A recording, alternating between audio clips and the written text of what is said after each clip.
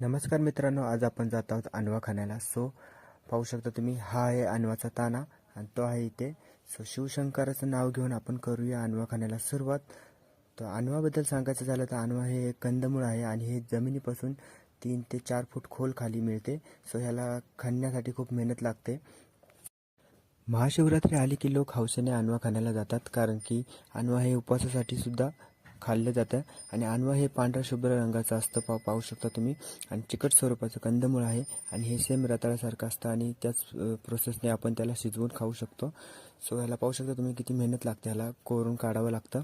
आणि खूप साऱ्या मेहनतीनंतर आज आम्हाला भेटलेले आहेत इतकेशे अनवा आणि आम्ही घेतलेले आहे 3 ते 4 खड्डे. पूर्ण दिवस आमचा ह्याच्यामध्ये गेलेला आहे. आणि पाहू शकता तुम्ही, दिवस मावळत चाललेला आहे आणि आता वेळ झाली आहे घरी जायची. व्हिडिओ कसा वाटला नक्की शेअर करा, कमेंट करा आणि लाईक करा. Bye bye.